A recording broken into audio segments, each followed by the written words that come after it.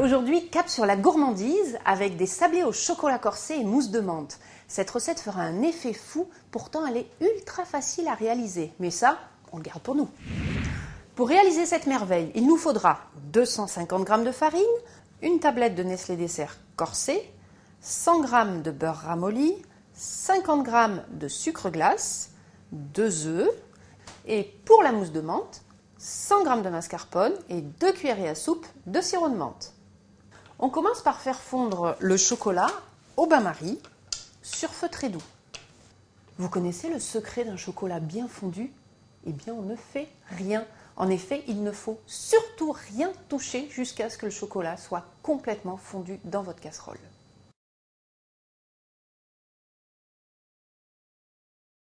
Dans un saladier, on mélange le beurre, le sucre glace, la farine, un œuf entier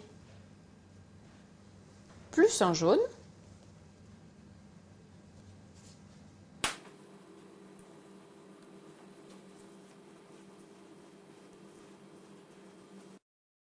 on ajoute maintenant le chocolat légèrement refroidi et on réalise une boule de pâte. Petite astuce, ne travaillez pas la pâte trop longtemps, elle deviendrait trop élastique.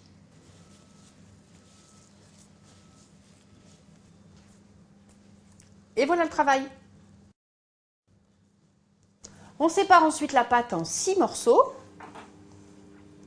que l'on étale grossièrement du plat de la main dans des moules à tartelettes. Question, qu'est-ce qu'un moule à tartelettes? La version cannelée et la version lisse. On fait cuire les sablés dans le four préchauffé à 150 degrés, soit thermostat 5, pendant 30 minutes. Attention, surveillez bien la cuisson, les sablés ne doivent pas être trop secs, l'idéal étant même qu'ils restent un peu moelleux à cœur. Pendant ce temps, on va réaliser la mousse de menthe. À l'aide d'un fouet, on va mélanger le mascarpone et le sirop de menthe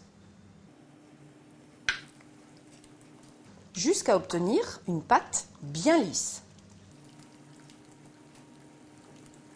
Ensuite, on va monter le blanc en neige, sans oublier bien sûr la petite pincée de sel qui va bien.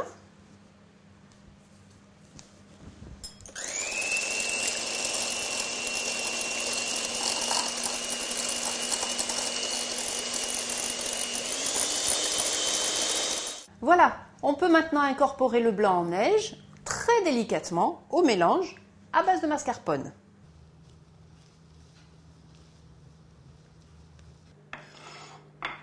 À l'aide de 2 cuillères à soupe, réalisez des quenelles de mousse de menthe, comme ça, que vous allez déposer sur chaque sablé au chocolat.